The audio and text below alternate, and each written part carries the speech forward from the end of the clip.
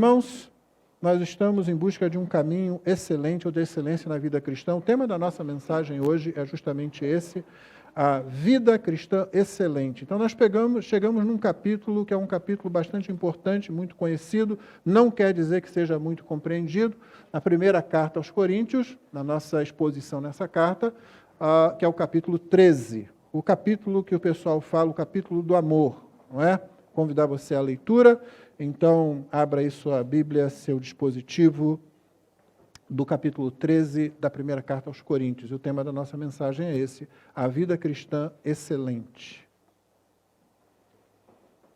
O texto diz assim: ainda que eu fale as línguas dos homens e dos anjos, se não tiver amor, serei como bronze que soa ou como símbolo que retine. Ainda que eu tenha o dom de profetizar e conheça todos os mistérios e toda a ciência, ainda que eu tenha tamanha fé a ponto de transportar montes, se não tiver amor, nada serei. E ainda que eu distribua todos os meus bens entre os pobres, e ainda que entregue o meu próprio corpo para ser queimado, se não tiver amor, isso de nada me adiantará. O amor é paciente, é bondoso. O amor não arde em ciúmes, não se envaidece, não é orgulhoso, não se conduz de forma inconveniente, não busca os seus interesses, não se irrita, não se ressente do mal. O amor não se alegra com a injustiça, mas se alegra com a verdade. O amor tudo sofre, tudo crê, tudo espera, tudo suporta. O amor jamais acaba. Havendo profecias, desaparecerão, havendo línguas, cessarão, havendo ciência, passará. Pois o nosso conhecimento é incompleto, e a nossa profecia é incompleta. Mas quando vier o que é completo, então o que é incompleto será aniquilado. Quando eu era menino, falava como menino, sentia como menino, pensava como menino. Quando cheguei a ser homem, desisti das coisas próprias de menino.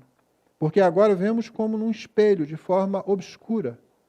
Depois veremos face a face. Agora meu conhecimento é incompleto. Depois conhecerei como também sou conhecido.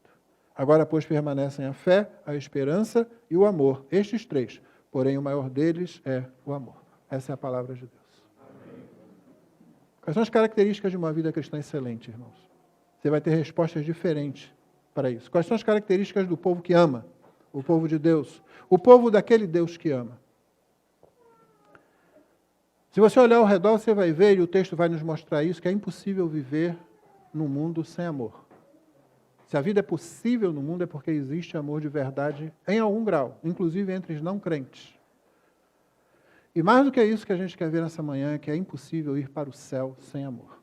Mas, obviamente, a primeira coisa que a gente vai ter que definir, ou vai ter que começar a definir, é o que é amor. Essa é uma das palavras mais abusadas do nosso tempo, né? Geralmente, amor é alguma coisa que é exigida de nós. É interessante como as pessoas exigem amor dos outros. Eu pensei que você me amasse. Se você fosse meu amigo, isso é exigir uma forma de amor, não é? Você apoiaria o que eu estou fazendo? Você não me julgaria, né? Julgar se tornou uma coisa, um dos pecados capitais atualmente, né? Você não pode emitir seu juízo sobre alguém, porque você está julgando. Assume-se logo que você está querendo ser melhor que o outro. Então, todas essas assunções, na verdade, elas são desculpas para que a gente use a palavra amor, para a gente fazer o que a gente bem entende, né? Para que a gente possa fazer, inclusive, outros sofrerem como consequência dos nossos atos, mas não sermos atingidos por nenhum tipo de crítica, nenhum tipo de confrontação. Então, nós temos que, ao longo do nosso capítulo aqui, que é uma das páginas mais belas que já foram escritas, né?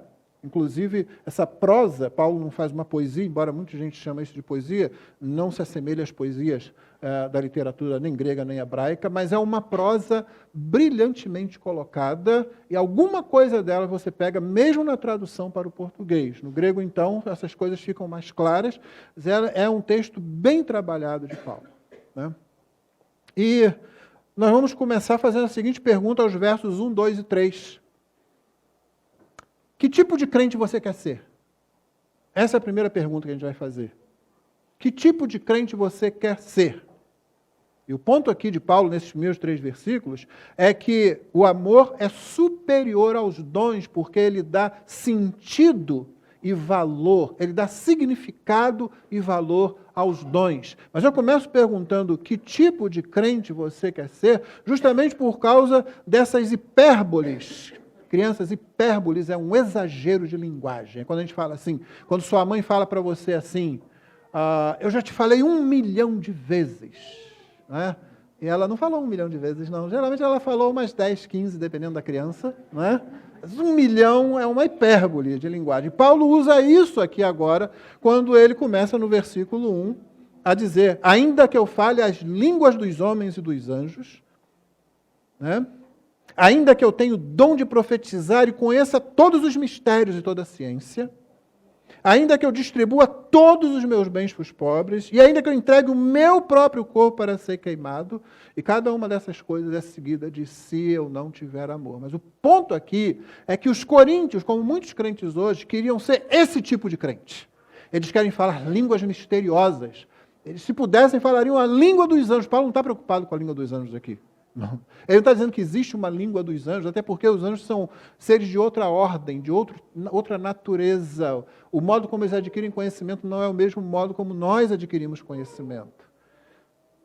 Então você pode imaginar que um anjo fala qualquer língua ou qualquer idioma, ele é capaz de agir em qualquer lugar, não porque ele tenha que aprender isso em algum momento, mas porque a sua cognição, a forma como ele aprende é completamente diferente da nossa. Paulo não está preocupado com isso, Paulo está usando de exagero, está usando de hipérbole, como eu falei aqui. E você nota isso porque ele fala sobre, ainda que eu tenha tamanha fé a ponto de transportar montes, por que cargas d'água você ia querer transportar um monte de um lado para o outro? Já pensou se isso fosse mesmo uma questão de ter fé? A confusão que isso seria? Alguns crentes aí mudando montanha para lá, montanha para cá, uma batendo contra a outra.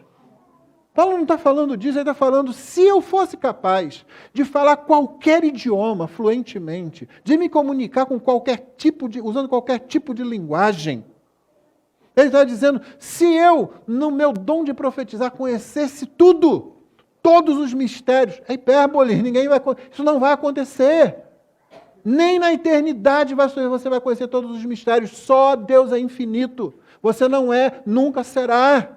Você tem começo, Deus não tem. Você é imortal, sua alma é imortal, seu corpo será imortalizado na ressurreição, mas você não é eterno. Eterno é aquilo que sempre existiu. Não tem começo, não tem fim. Você teve começo.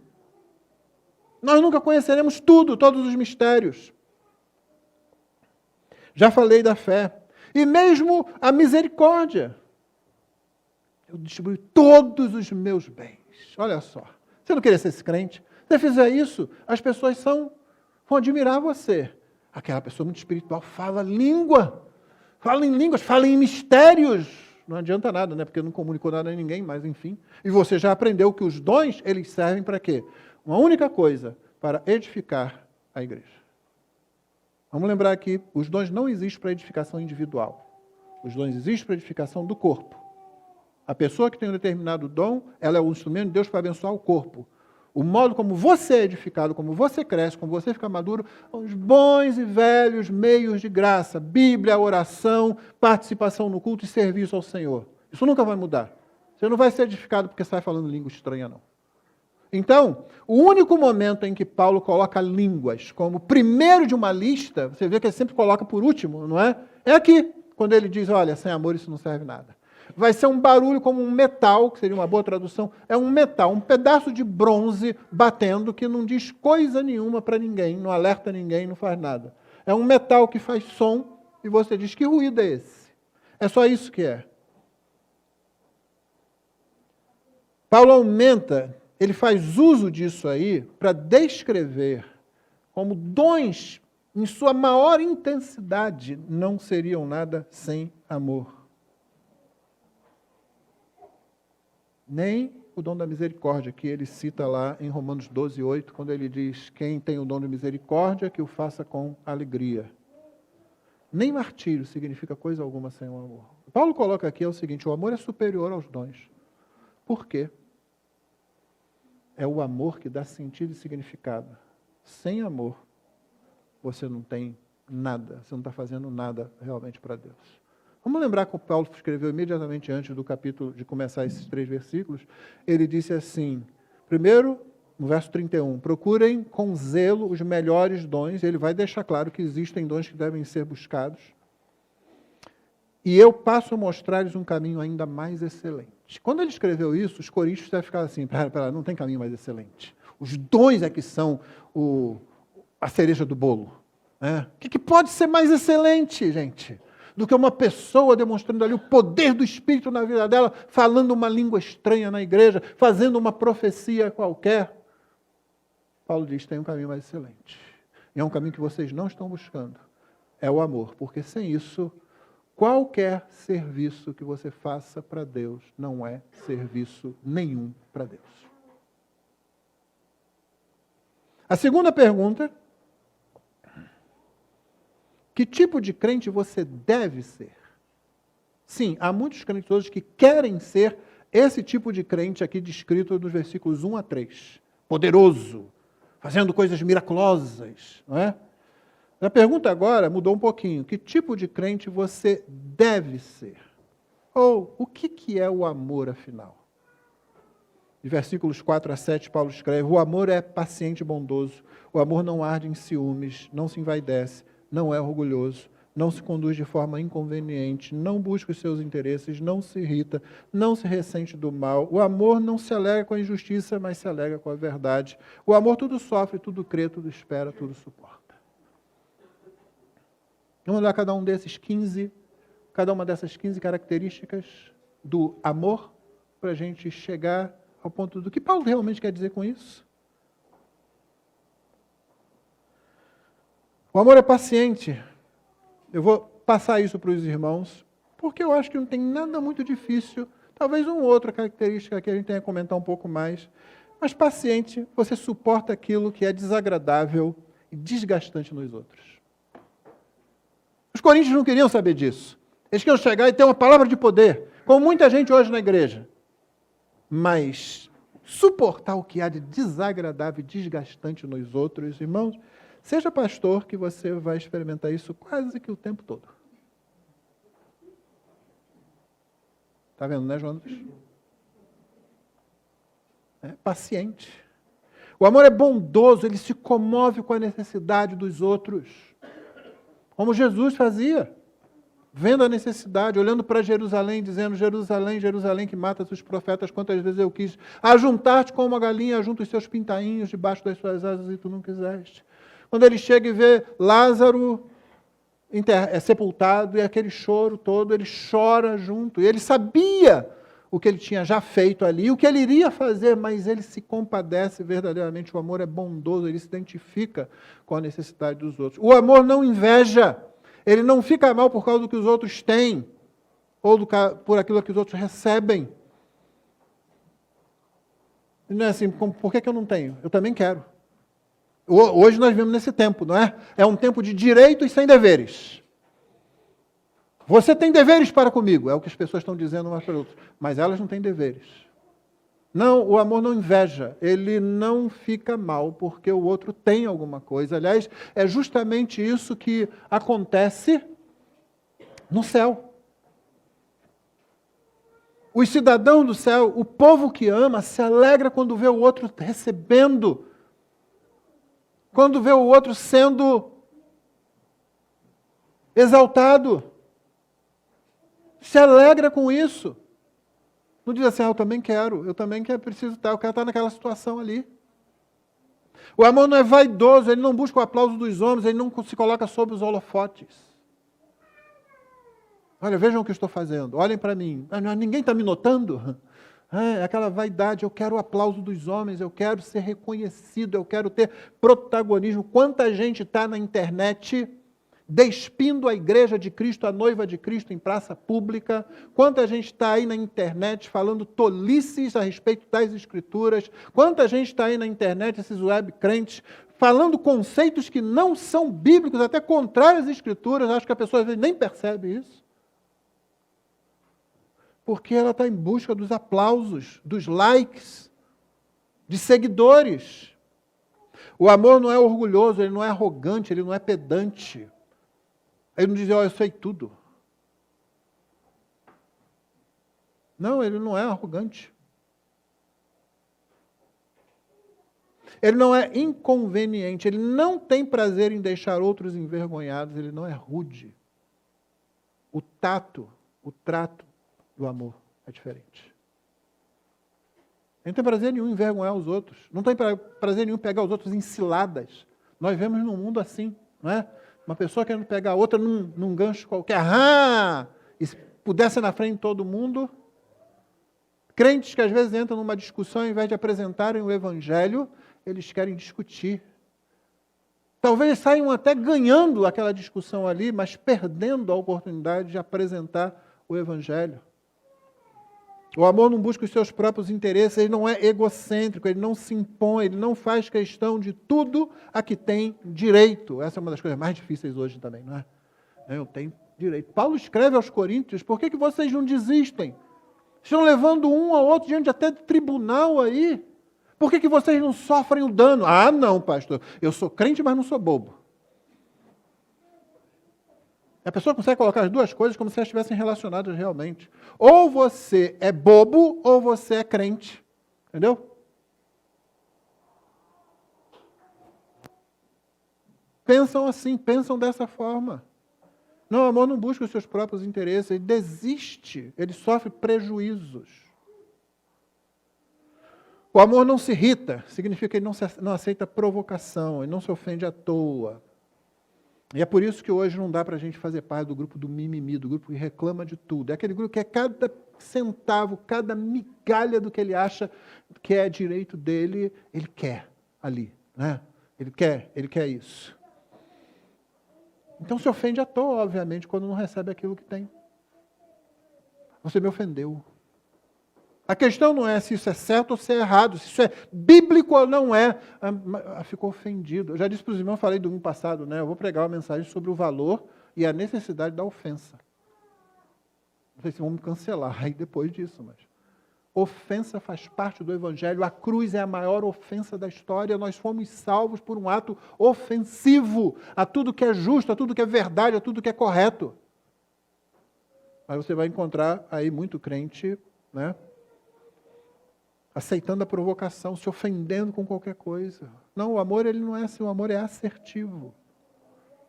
Ele não é agressivo.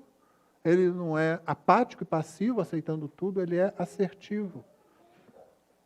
Por causa disso também ele não guarda ressentimento, ele não se vinga, ele não paga na mesma moeda, ele não pensa maldosamente. Eu era jovem ainda, líder dos jovens na igreja, então houve uma encrenca lá entre uma irmã e o pastor da igreja, ela me liga, né? E fala assim, olha, eu vou ter uma conversa com o pastor fulano, mas assim, nada de Bíblia, nada de crente não. O quê? Acho que você não entendeu. Isso não existe. Eu falei, isso não existe. Entendeu? A gente quer, não, temos que ir lá. Já falei para os irmãos, já avisei a gente chamar o outro. Vamos lá para fora decidir esse assunto da sessão. Vamos ali para a rua. Né? Não faz isso para pregar o Evangelho. Não está disposto a passar vergonha para pregar o Evangelho. Mas está disposto a tomar nas próprias mãos o seu ressentimento para resolver. Não vai ficar assim, não. Não vai ficar assim, não. Não se alegra na injustiça, ou seja, ele não se regozija com a iniquidade, com as falhas, com as quedas e infortúnios dos outros. Mesmo quando é alguém que às vezes está criando problemas na igreja e essa pessoa cai. O amor não fica assim, bem feito. Hoje, quando alguém comete um erro, principalmente se essa pessoa tem projeção na mídia social, e se ela tem pessoas que pensam contrariamente a ela, quando essa pessoa comete um erro, essas outras, agindo como fariseus digitais, olha só, tá vendo? É isso aí, tal. Toda vez que você faz isso, irmão, você não ama, você não tem amor. O amor não se alegra com a injustiça. Obviamente não se alegra com a iniquidade, com o erro. Ele se alegra com a verdade, ele nunca se opõe a ela, ele se regozija quando vê a verdade triunfar. Se a verdade está triunfando, mesmo que seja no meio de uma situação de pessoas com quem você não concorda, mas você vê que a verdade triunfou, você se alegra com isso. O amor sofre tudo, ou tudo sofre, ele suporta, ele atura, ele passa por cima, ele guarda aquilo que é repugnante nos outros às vezes. Ele não sai falando simplesmente, isso, aquilo. Ele tenta refrear. Para que espalhar? Ele cobre uma multidão de pecados, não é assim que se diz? É assim que a Bíblia diz? Ele sofre, ele suporta aquilo. Ele crê em tudo, ou seja, ele vê o que é de melhor, ele assume o melhor a respeito das pessoas. Às vezes você pode estar sabendo que não é aquilo, mas você trata a pessoa assumindo o melhor. Você dá o benefício da dúvida. Você dá a chance da pessoa se arrepender. Inclusive nos grupos da igreja. Inclusive nos grupos que você faz parte, né? A pessoa coloca lá um negócio que não era para colocar, vai a pessoa em particular e diz, fulano, retira aquilo de lá. Alguns irmãos aqui já receberam essa mensagem minha. Eu peço, olha, tira aquilo de lá, aquilo não é o assunto do grupo, né? Hoje eu faço menos isso, porque eu espero que outros façam também. Vá a pessoa e diz, olha, vá a pessoa. Não é aparecer lá, isso aqui não é para botar aqui, isso está errado, não sei o quê. Vá a pessoa, dá uma chance a ela. Você crê, você dá o benefício da dúvida, você vê o que há de melhor ou o que pode haver de melhor na pessoa. Ele tem esperança em tudo, significa que ele não desiste dos outros. Ele recupera relacionamento sempre que isso for possível. Relacionamento envolve, obviamente, pela definição, mais de uma pessoa, não é? Então nem sempre é possível, porque depende da outra pessoa. Mas o amor está disposto a fazer isso. Ele não desiste. Tá? Ele tem esperança e tudo espera. E ele tudo suporta, ele persiste, ele não se deixa vencer, ele é persistente. Né? Faz parte do anterior um pouco, ele não desiste dos outros facilmente, ele não desiste da igreja facilmente, ele não desiste do irmão que está pecando. Trata conforme a Bíblia, mas deixa a porta aberta. Quando isso é feito, irmãos, a pessoa pode entrar ou não entrar, mas você está ali. Sabe quais são os erros que a gente comete quando a gente olha para isso aqui? Para essas 15 características do que o amor é? Nós pensamos, primeiro erro é que a gente pensa no que os outros deixam de fazer, ou no que a igreja está deixando de fazer, a gente não pensa eu. Ainda bem que a irmã fulana está ouvindo isso. Não é fácil para a gente fazer isso? Que pena que aquele irmão não veio hoje, ele precisava ouvir isso. Esse é o primeiro erro que a gente comete, é para os outros, não é para mim. Eu confesso aos irmãos, e falei isso para um irmão essa semana, que quando eu fui preparar essa mensagem aqui, eu fiquei, caramba, está difícil de eu me identificar aqui. Em muitas coisas, gente. O que eu faço?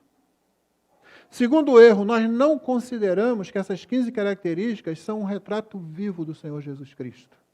Nós separamos no texto o conceito de amor da pessoa do Redentor. Nós fazemos o que outros fazem. Não crentes olham esse texto, é um texto belíssimo, como eu disse, é uma página que chega a ser poética, embora não seja poesia. É uma das páginas mais maravilhosas. Eles estão falando sobre um sentimento. Não é? Aí os crentes, quando chegam aqui, fazem a mesma coisa. É por isso que esse texto é usado muito em casamento. Ele não está falando de casamento, ele pode ser usado em casamento, estou dizendo que é errado usar, não. Mas primeiro você tem que botar o contexto dele e dizer o que está acontecendo, para depois você fazer a aplicação na vida lá do casal e dos casais presentes. Mas o texto não está falando de um sentimento. É por isso que o texto tem aqui coisas que não encaixam no conceito de amor que você vê por aí hoje, as pessoas divulgando, a sociedade, a cultura à nossa volta divulgando.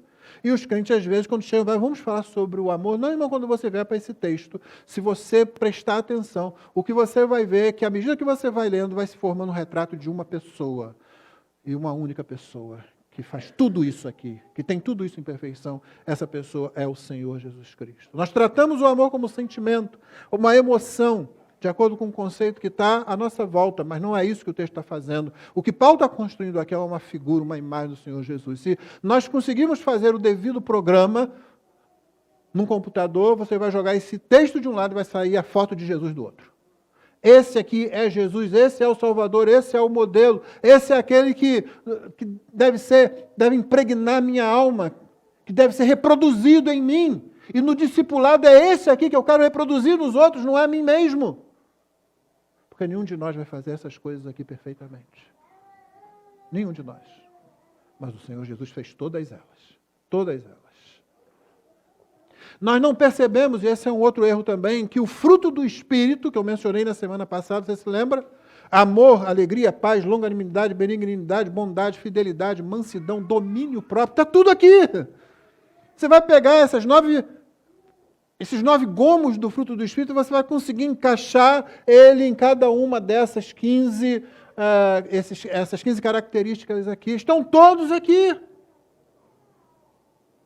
Ou seja, espera-se que isso aqui seja o que a vida de um crente, uma vida cristã excelente apresenta. Paulo está falando para os coríntios, e à medida que ele vai descrevendo isso, aquele pensamento, mas eu quero é falar língua, mas eu quero é fazer profecia no meio da igreja, mas eu quero é operar milagres na igreja, mas eu quero é ajudar as pessoas, não importa se eu gosto, se eu não gosto, se eu estou vivendo de acordo com a fé ou não, eu quero ajudar as pessoas. E à medida que Paulo vai descrevendo o Senhor Jesus aqui, nessas características, essas pessoas começam a ter o seu próprio retrato sendo desconstruído, que é o que precisa acontecer com a gente quando a gente lê isso, irmão. Eu e você precisamos ser desconstruídos naquilo que a gente pensa que a gente é muito bom, que a gente está sempre certo. A gente precisa ser desconstruído para Cristo ser construído em nós. Que é o que deve acontecer desde o primeiro momento. Quando Paulo escreve aos Gálatas, ele diz, de novo estou tendo as dores de parto até ver Cristo formado em vocês. Por que ele está escrevendo isso? Porque desde o momento que eles creram em Cristo, eles deviam estar crescendo, crescendo e crescendo. Lembra das pregações que eu fiz há pouco tempo em Hebreus? Tem que progredir, tem que ir para frente, não pode ficar parado, tem que crescer em Cristo Jesus. Quando os Gálatas não estavam fazendo isso, Paulo diz, olha, eu estou de novo como tendo que dar luz a vocês, para ver Cristo formado em vocês, porque isso tinha que estar acontecendo desde o começo, só que vocês começaram a dar ouvidos a um falso evangelho. E eu tenho que trazer vocês de volta. E aqui, para os coríntios, o que ele está fazendo? Ele está desmontando aquele castelinho de areia que eles tinham construído. A igreja como eu sei que ela tem que ser. É uma das piores coisas que você vai ouvir de um crente. Eu sei como a igreja tem que ser, eu sei como a sua vida cristã tem que ser, eu sei como você tem que fazer. Na medida que vai lendo isso aqui, você começa a se desmontar, a se desmontar, a se desmontar. E se o Senhor operar em você, e se você se render ao Senhor, o que você vai ver é a figura de Jesus sendo construída na sua vida. Jesus sendo construído na sua vida. Que é outra coisa completamente diferente. Aí você vê o fruto do Espírito começar a ser produzido em você. Nunca vai ser perfeitamente, irmão. Então não use isso para julgar os outros. Se você está dizendo, mas o outro, mas o pastor mesmo. Isso, você está errado, você está cometendo aquele primeiro erro. A gente pensa nos outros, a gente não pensa em nós. Esse é o momento de você se voltar para você e ver que figura que eu estou construindo. Que crente que eu quero ser, foi a primeira pergunta. Agora, que tipo de crente que eu devo ser? A última pergunta, que tipo de legado você quer deixar?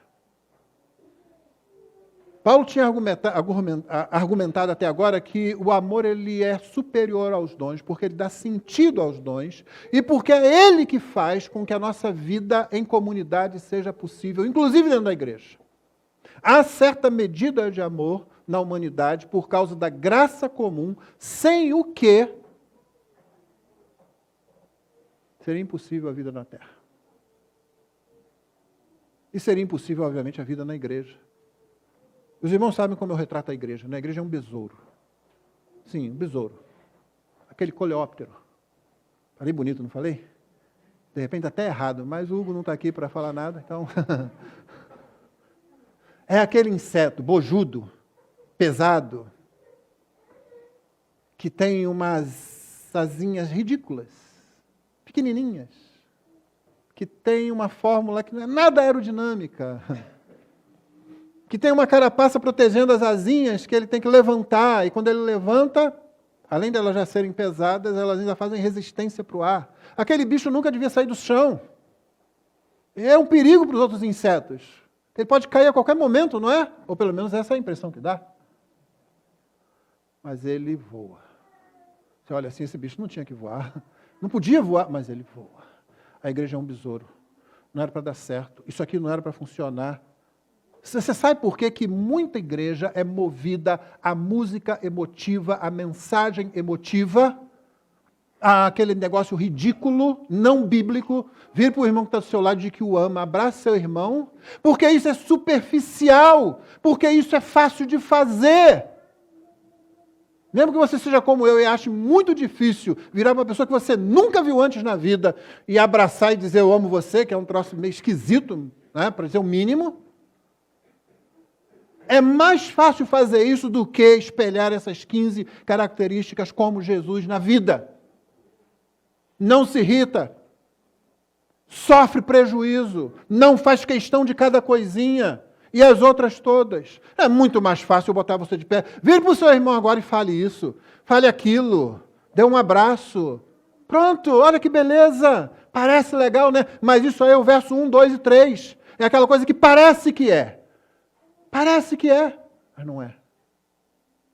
Quando você chega perto, os americanos dizem get closer.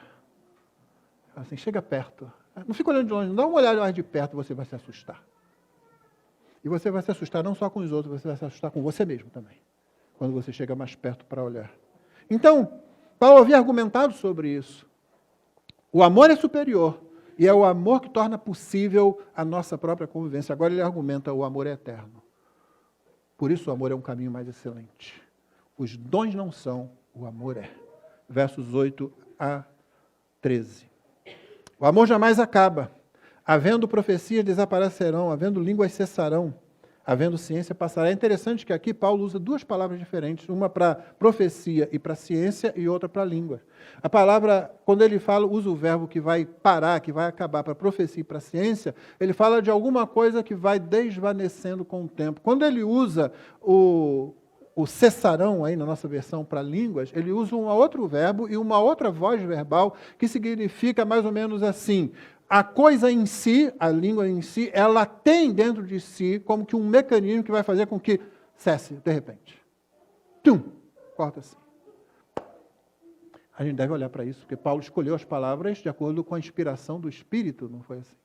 O registro foi feito e preservado assim. A gente deve olhar para isso, ainda mais com o que Paulo vai dizer no capítulo 14 a respeito do dom de línguas. Pois o nosso conhecimento, ele diz, então isso vai passar. O nosso conhecimento é incompleto, a profecia é incompleta, mas quando vier o que é completo, então o que é incompleto será aniquilado. Quando eu era menino, falava como menino, sentia como menino, pensava como menino, cheguei a ser homem, desisti das coisas próprias de menino. Agora nós vemos como no espelho, de forma obscura. Depois veremos face a face. Agora meu conhecimento é incompleto, depois conhecerei como também sou conhecido. Agora, pois, permanecem a fé, a esperança e o amor, estes três, mas, porém, o maior deles é o amor. Paulo diz, os dons passam. Os dons têm prazo de validade. Ou você usa os seus dons na igreja local onde Deus colocou você, ou você não vai usá-los mais, porque eles não terão serventia nenhuma no céu. Já pensou isso? Passa. Vai acabar. Não coloca lá em cima não, porque vai acabar. Esse é o primeiro argumento de Paulo no texto, né? Profecia vai desaparecer, ciência vai passar, língua cessará. O nosso conhecimento é sempre incompleto, a nossa profecia também é incompleta. Paulo sabe disso. E o que é completo? Que ele diz logo depois, quando vier o que é completo. Tem muita briga sobre isso, alguns dizem que é a escritura, que é o cânon. Né? Então, quando for terminado, mas Paulo não faz uma referência direta a isso. Alguns diziam que era a maturidade da igreja. Quando a igreja atinge uma maturidade, ela não precisa mais dessas coisas. Eu acho que há um pouco de verdade em cada um desses dois, mas principalmente, a gente deve levar em conta também o que Paulo fala no versículo 12. No versículo 12 ele diz, eu agora vejo no espelho, forma obscura, mas então eu verei face a face. Então eu penso e concordo com aqueles que têm interpretado o texto falando a era vindoura, a era da completude, na consumação. Quando chegar lá,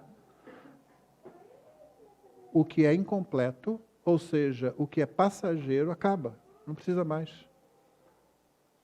Mesmo que haja alguns dons, como falamos semana passada, que ficaram no passado, como o dom de apóstolo, por exemplo, por causa de suas características especiais, você não vai precisar mais de coisa nenhuma daquelas que a gente usa dentro da igreja, como dons. Você não vai evangelizar no céu, meu irmão. Ou você evangeliza agora, ou você não evangeliza quando chegar no céu. Aliás, muito antes de chegar no céu, né? É por isso que tem um dito missionário que fala, cada geração só pode evangelizar a si própria. Ou você evangeliza agora enquanto você está vivo, porque depois que Deus chamar você, você não vai evangelizar anjo. Você não vai evangelizar os crentes que já estão no céu. Ou você usa os seus dons agora na igreja, ou você não vai usar depois. Ele vai passar quando chegar a era vindoura, quando chegar o face a face com Cristo. E essa expressão geralmente é reservada para Deus ou para Cristo no Novo Testamento. Quando chegar esse momento, o que é incompleto passa. E é interessante que Paulo vai adiante, e ele deve ter chocado os coríntios, porque ele diz assim, olha, a infantilidade fica bem para criança. Essas coisas são infantis, num certo sentido. Elas são para esse momento aqui, para esse momento em que nosso próprio conhecimento é sempre um conhecimento que exige uma verificação constante. Por isso os reformadores vieram com o mote, igreja reformada sempre se reformando. Por isso Paulo escreve em 1 Coríntios 13:5, provai e vede se vocês realmente estão na fé. Vejam se vocês realmente estão na fé. Por isso nós somos chamados a rever a nossa vida, a pedir a Deus, como fez Davi, sonda o meu coração, compará-lo com as Escrituras, com o Evangelho, com a Palavra de Deus. A melhor teologia sempre vai dizer, nossa teologia não é perfeita. Não quer dizer que você vai aceitar qualquer teologia por causa disso. Quer dizer que seu trabalho é muito sério em fazer boa teologia para evitar a teologia ruim que sempre, sempre, sempre vai trazer prejuízo à igreja. Mas nós reconhecemos humildemente que não temos um conhecimento perfeito. E quando chegar aquilo que é perfeito, quando chegar a era vindoura, tudo isso passa. Cessa. Acaba.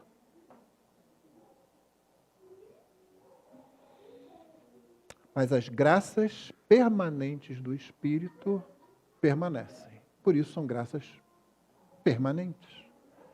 A fé permanece, mesmo no céu, irmãos. Porque a fé, ela expressa dependência e confiança. E você vai continuar confiando no Senhor por toda a eternidade. Você vai continuar confiando no Senhor, no que Ele diz, no que Ele nos trouxer, no que Ele nos mostrar. Você vai continuar exercendo um tipo de fé, não como a que tem aqui. A esperança também, porque a esperança tem dois aspectos. Você espera aquilo que você não vê, não é? Mas você também anseia, você antecipa, igual a gente faz aqui com a gente, com a nossa esperança, né? Nossa esperança antecipa o céu, não é assim? Ela tem um desejo na eternidade, você vai antecipar coisas de Deus, porque Deus é eterno, Deus é infinito, sempre vai ter alguma coisa. O céu, eu tenho dito já há vários anos aqui, o céu vai ser tudo, menos chato. Não tem como o céu ser chato.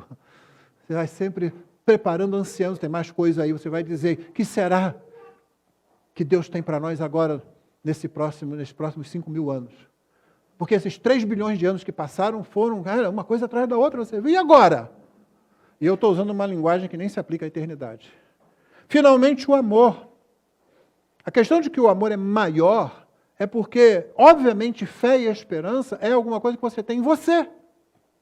Você tem fé, você não pode ter fé pelo seu irmão. Você tem esperança, você não pode ter esperança pelo seu irmão. Mas o amor, ele faz com que você se relacione com os outros. Nós vamos nos relacionar com os outros em amor, eternamente. O amor traz o outro para dentro do nosso espaço e mais, Deus. Nós sempre vamos amar a Deus eternamente. E com um amor muito melhor do que esse que nós temos apresentado aqui. 3 considerações para encerrar, irmãos. Primeiro, tudo que o Espírito dá é importante. Tá? Não despreze os dons. Paulo diz, não desprezeis, não proibais falar línguas. Não desprezeis profecias. Então, tudo que o Espírito dá é importante, mas existe diferença entre o que é bom e o que é melhor. E é isso que Paulo está colocando aqui. Há um caminho mais excelente.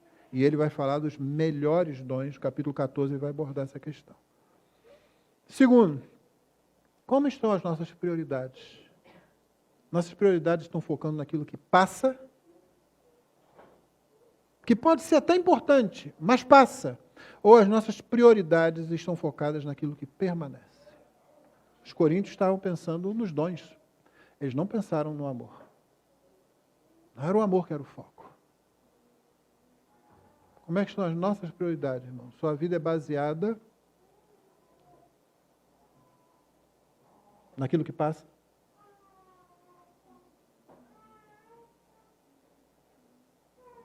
Tem muita coisa importante, tem muitas bênçãos de Deus. Mas eu lembro de C.S. Lewis escrevendo também, dizendo o seguinte: as bênçãos, legítimas bênçãos que recebemos de Deus são como os raios do sol. E num frio desse que está aqui no Rio de Janeiro, né? Bem frio, né? Carioca, quando chega a 25 graus, já começa a botar casaco, né? Então é assim. Quando eu falo para minha filha, falei com ela ontem, filha, está frio aqui. É, pai, está fazendo quanto aí, filha? Está 20 graus. Ela fica, aham, tá bom. Ela mora no Quebec, então você não sabe o que é frio, né, pai? Então a gente dá valor aos raios do sol, né? Mas Lewis escreve assim, o crente ele não quer os raios do sol, melhor que ele quer o próprio sol. Nós queremos o próprio sol, nós queremos o sol da justiça. É isso que a gente quer. Como têm sido as nossas prioridades? Por último, nós estamos nos preparando para a eternidade, para aquilo que é completo, para aquilo que é perfeito. As nossas prioridades, nossas escolhas, nossas ações, nossas reações a todos os aspectos da vida falam muito a respeito do tipo de crente que nós somos. O caminho mais excelente implica numa caminhada para o céu, onde ninguém vai chegar sem amor. Sem esse tipo de amor aqui. Você não chega lá sem isso. Porque só quem é crente expressa esse tipo de amor aqui. Ainda que imperfeitamente, mas está lá. Está lutando com isso. Passa a vida toda, talvez, lutando com isso. Você está se preparando para o que é completo, para a era vindoura, ou você está pensando só nas suas próximas férias, na sua carreira, seu casamento, que vai acontecer ainda? Nós vamos fazer todas essas coisas, nós vamos continuar vivendo a vida aqui, como eu disse, recebendo os raios do sol e louvando a Deus por isso, mas nós queremos o sol. Nós queremos mais. Você tem que orientar a sua vida por isso, por aquilo que permanece, não por aquilo que passa, por aquilo que é completo, por aquilo que é perfeito. E você sabe que nós estamos falando não daquilo, mas daquele que é completo, que é perfeito, que é o Senhor Jesus. Que Ele seja o nosso sol, que Jesus seja o nosso modelo, é Ele que é o nosso modelo de tudo isso aqui. O que você quer ver é o seu próprio retrato sendo desconstruído para que Cristo seja formado realmente em você. Isso é a vida cristã excelente. Esse é o caminho mais excelente. Que Deus nos abençoe nisso. Vamos ficar de pé, irmãos, para oração, para cantar.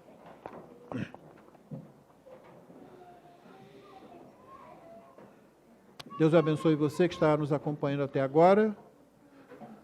Que a graça do Senhor alcance você onde você estiver. E renovamos o convite para estar conosco aqui em nossa igreja, se você estiver no Rio de Janeiro. Vamos orar. Pai querido, nós olhamos para a Tua palavra e nos vemos ali desfiguradamente.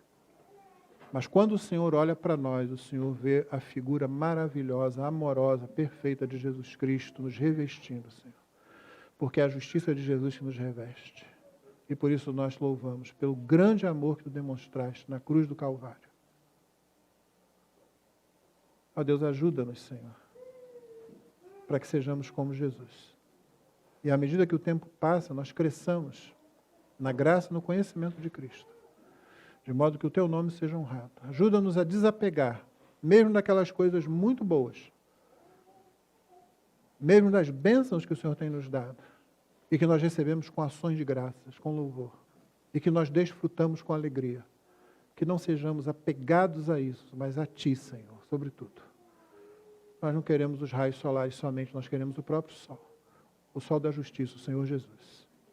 Que seja essa a realidade na vida de nossa igreja. Agora e sempre, em nome de Jesus. Amém.